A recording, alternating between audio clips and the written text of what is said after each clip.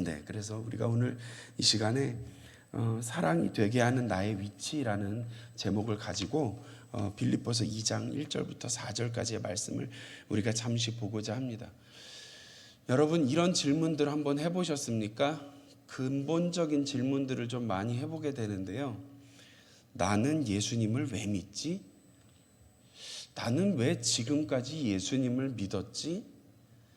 나는 교회에 왜 다니고 있지? 나는 왜 집사지? 나는 왜 권사지? 나는 왜 장로지? 이런 근본적인 질문들 한 번씩 해보셨나요? 저는 생각보다 이런 질문을 되게 자주 하는 편입니다. 왜냐하면 항상 어떤 질문에 준비를 하고 있어야 되거든요. 예상 질문에 대해서 제가 항상 준비를 하고 있어야 되는데, 이런 질문을 누가 하느냐 하면 유초등부 아이들이 잘 합니다. 목사님, 교회 왜 나와야 돼요? 목사님, 예수님을 왜 믿어야 돼요? 그러면 저는 조금도 주저함 없이 아이들에게 빨리 대답을 해줘야 됩니다. 왜냐하면 조금만 늦어지면요, 애들이 목사님이 지어서 하는 줄 알고 에이, 자신 없나 보다 이렇게 생각을 하거든요. 그래서 제가 최대한 순발력을 발휘해서 빨리 대답해 주려고 노력하는 질문들이 이런 질문들입니다. 근데 여러분, 이 질문이 답하기가 쉬운 질문인가요? 어려운 질문인가요? 어려운 질문이에요. 근본적인 질문일수록 들으시기 괜찮으세요? 조금 더 가까이 될까요? 잘 괜찮습니까? 네, 감사합니다. 이 근본적인 질문일수록 대답하기가 참 어려워요. 그래서 그런 질문도 하잖아요. 자기 나 사랑해? 이런 질문 하지 않습니까? 사랑이 뭐야? 당신이 나를 사랑한다면 사랑이 도대체 뭐야? 이렇게 물어보기도 하지 않습니까? 그 사랑에 대해서 여러분 대답을 하려면 얼마나 어렵습니까?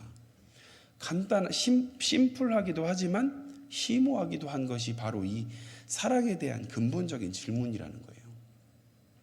그래서 이런 질문들을 던지다 보니까 사랑에 대해서 깊이 묵상해 보기도 하고 생각해 볼 수 있는 기회가 되고요. 특별히 우리 주제가 뭐죠? 그 중에 제일은 사랑이라. 우리 2026년 우리가 함께 가지고 나아가야 할 이 슬로건이 사랑이라는 주제란 말이에요. 사랑. 그렇다 보니까 이 부분에 대해서 말씀을 준비하려고 생각해 보니까 어떻게 준비해야 될까, 어떤 말씀이 좋을까 상당히 많은 고민을 해보게 됐습니다. 고민을 하면서 저는 한 번 더 회개했습니다.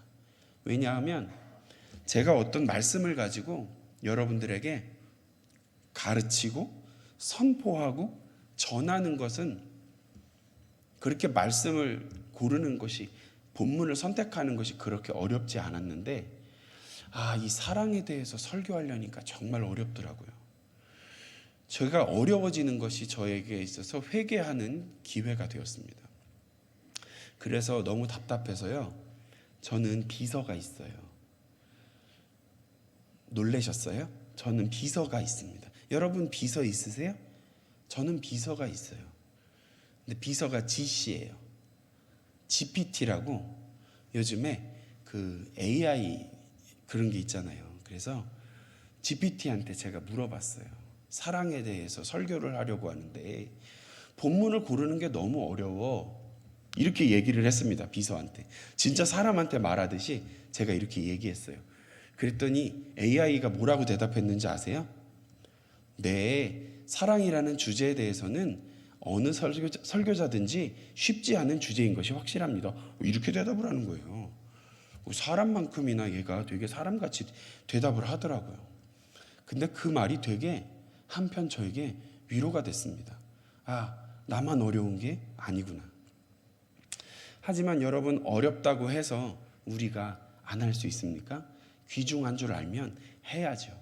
우리 모두가 사랑하는 것이 어려운 줄 잘 압니다. 저도 알고 여러분도 알고 심지어 AI도 알고 있습니다. 사랑을 가르치는 것도 힘들고 사랑을 설교하는 것도 힘들고 사랑을 나누는 것도 힘들고 사랑에 대해서 우리가 알아가는 것도 사실은 쉬운 일이 아니고 우리 권사님 기도하셨듯이 사랑을 행하는 것도 더더욱 어려운 일이기도 하죠. 그래서 여러분 우리가 이 어려운 주제를 가지고 이 말씀을 우리가 오늘 볼 때에 어떻게 하면 이 사랑이 되게 할 수 있을까라는 부분에 대해서 우리가 이 말씀을 통해서 잠시 좀 알아보고자 합니다. 생각해 보고자 합니다. 빌립보서는요, 빌립보에 있는 교회에게 전하는 편지입니다. 누가 썼게요? 바울이 썼습니다. 네, 여러분 대답 안 해주실 거예요? 되게 당황스러운데 목소리가 안 좋아서 그렇게 보시는 거죠? 네, 그러려니 할게요. 네, 이 빌립보서를 누가 썼게요? 바울이 썼습니다.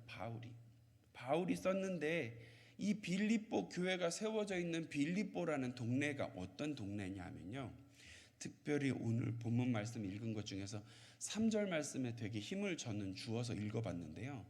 왜 3절 말씀이 그렇게 이렇게 겸손이라는 주제가 좀 부각이 되었을까라는 부분을 우리가 볼 때에 빌립보가 어떤 배경이었는지를 조금 살펴보면 조금은 뭐 직접적으로 이해는 안 되더라도 돌려서 우회적으로 이해가 좀 될 수 있는 부분이기도 합니다. 빌립보는 어떤 동네냐면요, 굉장히 특별한 동네였어요. 빌립보에는 여러분들 입맛이 다져지는 금광이 있었습니다. 금광이 여러 군데 있었던 곳이에요. 근데 빌립보가요, 로마 식민지 통치 하에 있었던 곳인데, 로마가 전쟁을 하려면 뭐가 필요해요? 돈이 필요하잖아요.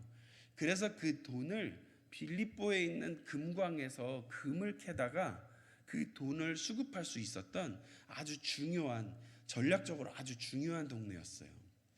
그래서 이 빌립보라는 동네에는 로마 사람들도 많이 있었고, 심지어 식민 통치를 받는 동네였음에도 불구하고 로마의 시민권자들과 동일한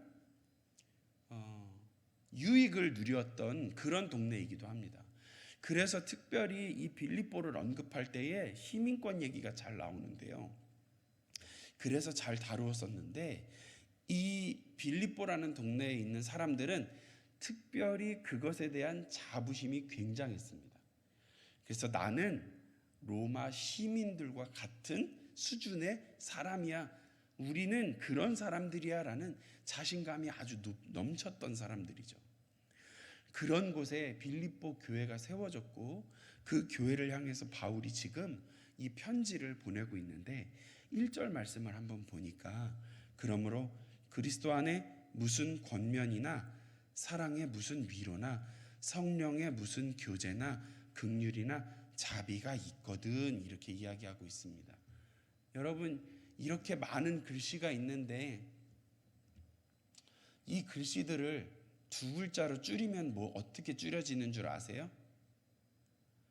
한번 줄여보세요. 두 글자로 줄이면요, 뭘로 줄여질까요? 교회입니다. 교회. 이거는요, 교회에 일어나는 현상들입니다. 그리스도 안에 있는 교회 안에서요, 권면도 일어나고요, 사랑의 무슨 위로가 일어나기도 하고요, 무슨이라는 단어가 좀 이상한데요, 어떤 교제도 일어나고요, 어떤 긍휼이나 자비가 있는 곳이 바로 교회입니다. 그 교회는요, 이런 방향성을 가지고 나아가야 하는데 그 방향성은 곧 마음을 같이하여 같은 사랑을 가지고 뜻을 합해서 한 마음을 품어야 합니다. 여러분, 근데 한 마음을 품는다고 했을 때 우리가요, 어떻게 이렇게 수많은 사람들이 한 마음을 품을 수 있을까요? 여러분, 집에서 내 뱃속에서 나온 아이도, 사랑해서 결혼한 내 남편도 아내도 내 마음 같지 않을 때가 많은데 우리는 어떻게 한 마음을 품을 수 있겠느냐 말입니다.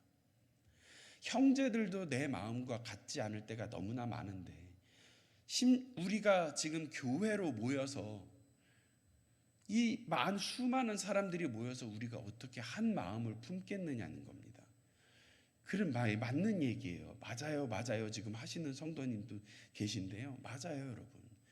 우리가 이 한 마음을 품는 것은 불가능한 일입니다. 그리고 있을 수가 없는 일이에요. 그런데 지금 바울은 빌립보 교회에 한 마음을 품으라고 말하고 있거든요. 어떻게 해야 될까요, 여러분? 이 말씀을 어떻게 받아들여야 합니까? 우리가 교회를 이루어 나아갈 때에 우리가 갖는 방향성을 하나로 모으자라고 하는 부분으로 우리가 받아들여야 할 것입니다. 여러분, 우리의 모든 생각이 다 같을 수는 없어요. 우리의 모든 생각이 다 같지 않다는 걸 하나님도 잘 알고 계셔요. 그래서 불가능한 것을 지금 요구하는 것이 아니라 우리가 각자의 마음과 생각은 다를지라도 하나의 방향성으로 우리가 나아가야 한다라는 것을 말해주고 있는 것이라는 것입니다.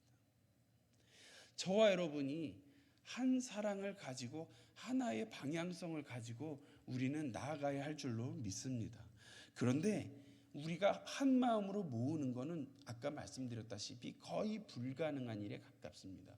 그러면 이 일이 가능하게 만들려면 우리가 어떻게 해야 합니까?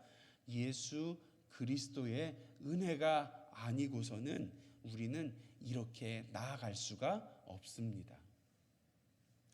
되게 잘난 것 같은 사람이, 되게 서울대 나온 사람이, 되게 카이스트 나온 사람이, 머리 되게 좋은 사람, 돈 되게 많고 교육 되게 잘 받은 사람들이 모여서 그 사람들이 모여서 한 마음으로 모으자 해서 되게 고상한 것을 만들어내는 것이 좋은 교회의 모습이 아니라, 바람직한 교회의 모습이 아니라, 우리가 오직 예수 그리스도의 은혜에만 사로잡혀야지 우리가 이것을 이루어 나가는 것이 가능하다는 사실입니다.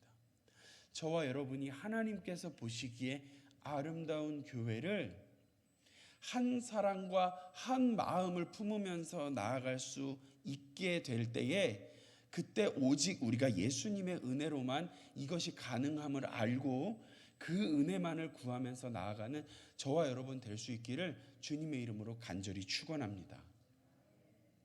우리가 주님의 은혜 말고는 구할 것이 없습니다. 우리가 기도할 때마다 그렇게 하잖아요. 주여 은혜를 주옵소서. 저는 대구 성지교회에 처음 왔을 때 담임 목사님께서 기도할 때마다 주여 은혜를 주옵소서 하시는데 저는 그게 그 어떤 것보다 참 어색했습니다. 왜냐하면 저는 통성기도하면 목이 찢어져라고 주여 3번을 부르짖던 사람이었거든요. 주여 주여, 어느 부흥사 목사님이 하듯이 주여 3번 하기가 너무 3번만 했으면 조금 덜 어색하라고 한 번 하고 주여 한 번 부르짖고 기도합시다 주여 하면서 그렇게 나아갔었는데, 우리 여기 성지교회 처음 왔는데 목사님께서 통성기도 하는데 저는 주여 하는데 주여 은혜를 주옵소서 이러시는 거예요. 그래갖고 저는 되게 어색했는데요, 이제는요 그 말이 기도할 때마다 제게 참 많이 다가오는 말이 되었습니다. 여러분, 우리가 기도하고 예배드리고 찬양하며 권면이나 사랑의 무슨 위로나 성령의 무슨 교제나 긍휼이나 자비가 일어나는 그런 현상들이 일어나는 신앙 공동체인 교회를 이루며 나아갈 때에 완전 거의 불가능할 것 같은 한 마음을 품는 일이 오직 예수 그리스도의 은혜로만 가능하게 되어진다는 사실을 잊지 마시고, 저와 여러분이 항상 주님의 은혜를 바라보면서 구하면서 나아갈 수 있는 저와 여러분 될 수 있기를 주님의 이름으로 간절히 축원합니다.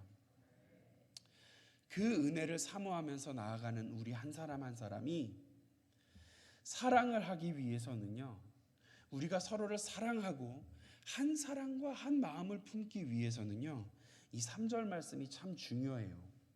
오늘 설교 본문 말씀을 사실 이 3절 하나만 놓고 해볼까라는 생각도 많이 했었습니다.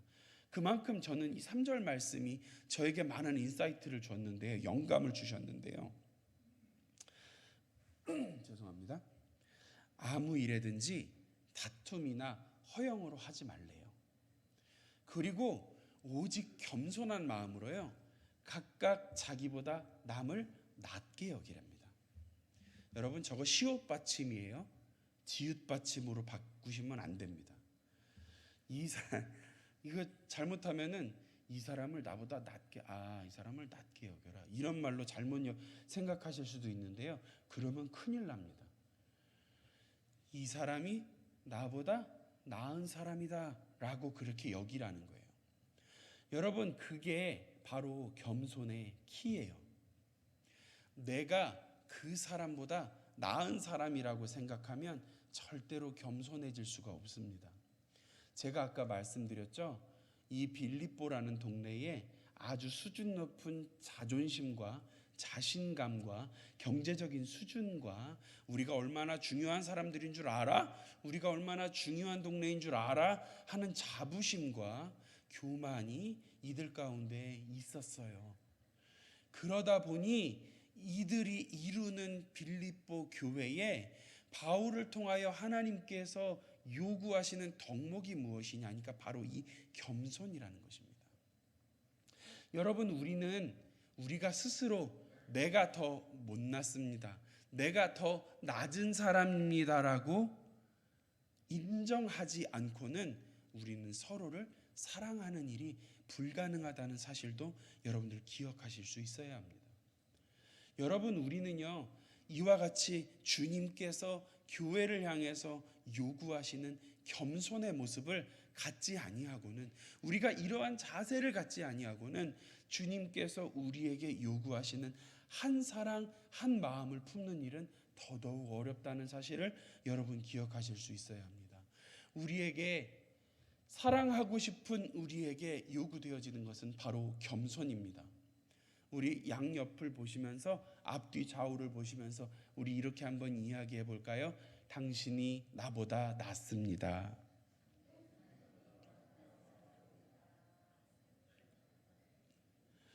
근데 여러분, 빌립보에도 그게 쉬운 일이 아니었겠지만 저와 여러분에게도 사실 이 일은 되게 어려운 일이에요. 왜냐하면 누군가를 바라볼 때에는요, 저 사람이 나보다 낫다라는 것을 전제하기가 사실 사람에게 그렇게 쉬운 일이 아니기 때문에 그렇습니다. 여러분, 제가 그랬잖아요, 앞에서요. 불가능한 일을 하려면 어떻게 해야 된다고요? 예수님의 은혜만을 구하면서 나아가야 된다 그랬잖아요. 그러니까 이 겸손도 마찬가지예요. 여러분, 겸손이 되게 보기 좋은 윤리 덕목 같잖아요. 그러니까 이 말씀 보면서 우리가 윤리적으로 뭔가를 해내야겠다고 생각하시면 큰 오산이에요. 여러분, 이것 역시도 우리는 주님의 은혜를 구하면서 나아가야 할 수 있어야 할 줄로 믿습니다. 우리의 힘으로 할 수 없어요. 그 중에 제일은 사랑인데요, 이 사랑 우리 힘으로 할 수 없어요. 여러분, 저 사랑하십니까? 말씀 안 하셔도 압니다. 왠지 아세요? 사랑은 마음으로 느껴지니까요. 저는 성지교회에서요, 사랑을 진짜 많이 받아요. 그래서 제가 여러분들이 저를 사랑하신다는 것 제가 굉장히 잘 알아요. 가끔 성도님들 중에 저한테 서운한 일이 생기시는 분들도 있어요. 왜 사람이 살다 보면 서운한 일이 안 생기겠어요? 서운한 일이 생겨서요, 이렇게 팩팩 하실 때도 있어요. 에휴, 목사님, 에휴, 이러실 때가 있어요. 근데 그래도 알아요. 저는 저를 사랑하시고 계시다는 걸 잘 알고 있어요. 근데 이 사랑이요, 서로를 이렇게 사랑하는 일이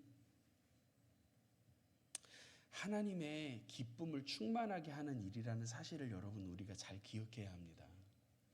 여기서 나의 기쁨을 충만하게 하라라고 했던 4절 말씀의 이 나의 기쁨은 사실 바울의 기쁨이에요. 여기서 말하는 나는 바울이에요. 왜냐하면 지금 말하는 사람이 바울이잖아요.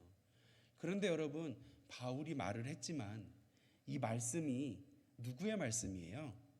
하나님의 말씀 아닙니까?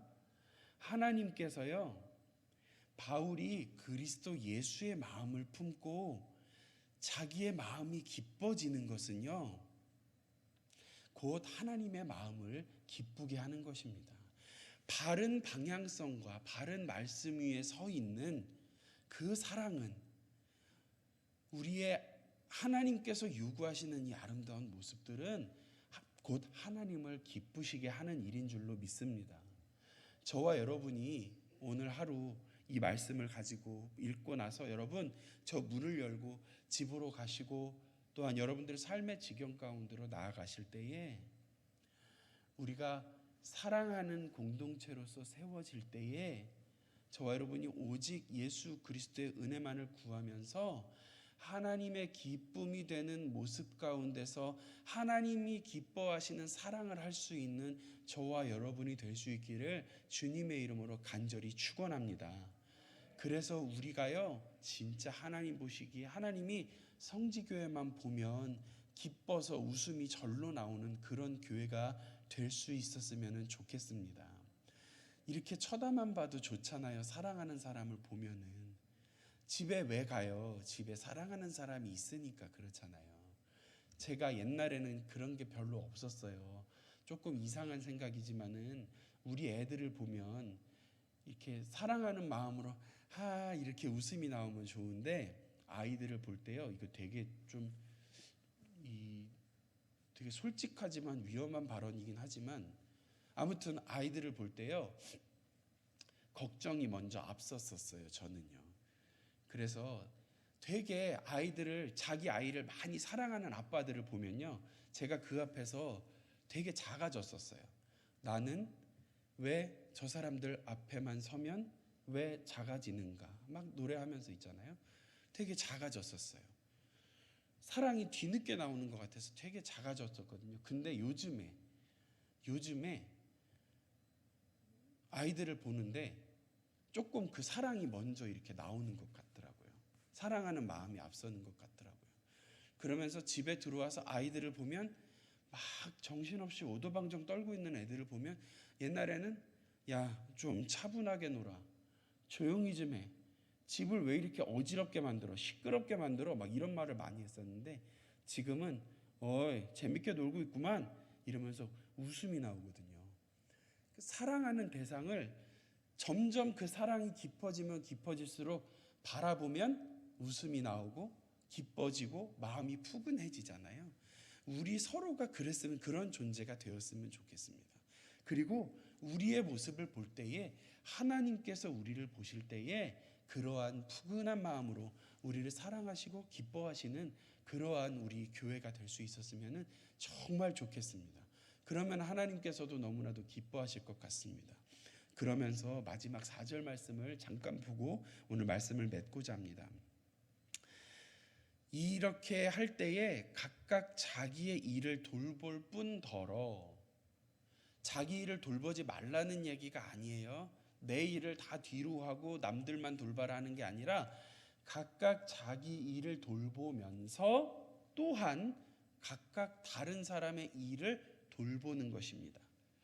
여러분, 우리는 되게 사실 이기적이잖아요. 미국 사람들만 이기적인 줄 알았는데 사실 사람은 다 이기적이잖아요.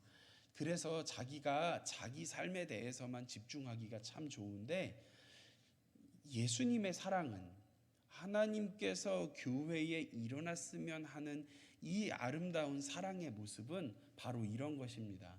나의 삶을 돌보면서 나의 삶을 돌보듯 우리 다른 사람의 삶도 돌볼 줄 아는 저와 여러분의 섬김과 돌봄이 있는 그러한 삶의 모습들이 될 수 있기를 주님의 이름으로 간절히 소망합니다. 그래서 우리가 서로 돌보고 서로 사랑하면서 우리 안에서 권면도 있고 사랑의 무슨 위로도 일어나고 성령의 어떤 교제도 일어나고 긍휼과 자비가 있는 그런 주님 보시기에 아름다운 교회로서 2026년 우리가 사랑이 되게 하는 그러한 겸손한 우리 신앙인들 성도들의 모습이 될 수 있기를 주님의 이름으로 간절히 축원합니다. 기도하겠습니다. 하나님 아버지, 이 자리에 우리를 불러주셔서 함께 사랑할 수 있게 하여 주심을 감사합니다. 주님, 우리가 사랑하는 공동체로, 하나님의 사랑이 넘쳐나는 귀한 공동체로 우리가 살아가고자 할 때에 우리가 서로를 돌보는 돌봄이 있게 하여 주시옵시고, 우리가 서로를 섬기는 섬김이 있게 하여 주시옵시고, 우리가 주님을 향하여 한 마음을 품으며 나아갈 줄 아는 우리 귀한 성도들이 될 수 있도록 주여 인도하여 주시옵소서. 하나님을 대하여 서로를 대하여 높은 마음을 갖지 아니하고 낮아지는 마음으로, 겸손한 마음으로 저 사람이 나보다 나은 사람이라고 여기면서 그렇게 말만 하는 것이 아니라 마음으로 진실하게 인정하면서 나아갈 수 있는 우리 귀한 성지교회 성도들 될 수 있도록 주여 인도하여 주시옵소서. 모든 것을 감사하며 예수 그리스도 이름으로 기도합니다. 아멘.